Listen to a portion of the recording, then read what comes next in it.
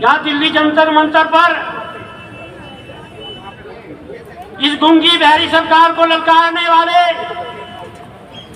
कांग्रेस जनता party के रूप में यहाँ मुस्तैदी के डटे हुए युवा साथियों, मैं किसान संघर्ष समिति की ओर से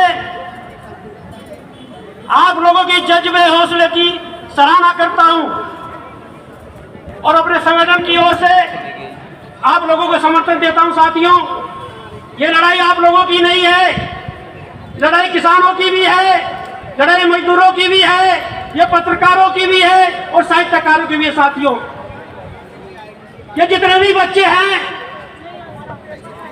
ये हमारे ही बच्चे हैं और ये सरकार, बेराम सरकार, ये सरकार हमारे बच्चों का भविष्य बिगाड़ना चाहती है। साथियों, ये आपको समझना होगा, मानसिक रोगी बनाना चाहती है।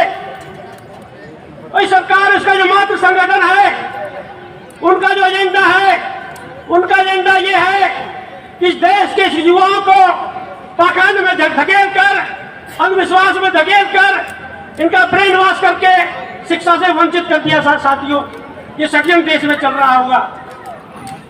नीट पर्चे लीक होते हैं, उस देश का शिक्षा मंत्री, बेशरम शिक्षा मंत्री इस्तीफा नहीं देता है, इससे शर्मनाक स्थिति देश के लिए हो नहीं सकती। साथियों, दिल्ली पुलिस तो क्या देना चाहता हूँ इस जंतर मंतर से, इस सरकार को ललकारते हुए ये मत समझना कि जंतर मंतर पर ये बच्चे हैं, ये बच्चे जितनी अपील करेंगे, जितने आह्वान करेंगे, उस दिन यह किसान संगठन भी दिखाई देंगे, या मजदूर संगठन भी दिखाई देंगे, या पत्रकारों का संगठन भी दिखाई देगा, पूरे देश के संगठन दिखाई देंगे। साथियों, मेरा ये हमारे बच्चे हैं और बच्चों को दिक्कत होगी। और मैं यहाँ पुलिस प्रशासन के जो लोग हैं उनसे भी कहना चाहता हूँ, यदि आज बच्चों का भविष्य बर्बाद किया जा रहा है, बच्चों के पर्चे लीक हो जा रहे हैं, 17 से 18 बच्चों ने सुसाइड कर दिया है, तो शर्मनाक इस सरकार के लिए नहीं है, शर्म विपक्ष में बैठे हुए नेताओं के लिए भी है। उन लोगों को भी शर्म आनी चाहिए।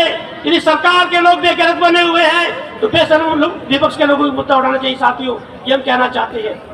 मैं एक बात स्पष्ट कर देना चाहता हूं, ये दूसरी आजादी की लड़ाई है और जिस तरह से आजादी की लड़ाई में अंग्रेजों के खिलाफ जो लोग नौकरी कर रहे थे, चाहे सेना में थे, विभिन्न पदों पर थे, जिस तरह से वो लोग अंग्रेजों के खिलाफ लड़ते हुए आजादी की लड़ाई के पक्ष में, अपने देश के पक्ष में, समाज के पक्ष में नौकरियां छोड़ते हुए देश की लड़ते हुए सामने खड़े हुए थे, आज ऐसे ही देश के विभिन्न पदों पर बैठे हुए लोगों को इस व्यवस्था के खिलाफ, इस सिस्टम के खिलाफ खड़ा होना पड़ेगा। साथियों, और हम आज गर्व के साथ क्या देना चाहते हैं, मैं ज्यादा नहीं खींचना चाहूंगा, ये भाषण देने का समय नहीं है।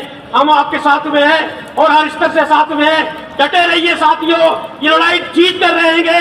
धर्मेंद्र प्रधान को इस्तीफा देना पड़ेगा और इस्तीफा नहीं देगा तो खदेड़ देंगे धर्मेंद्र प्रधान को, इस सरकार को खदेड़ देंगे।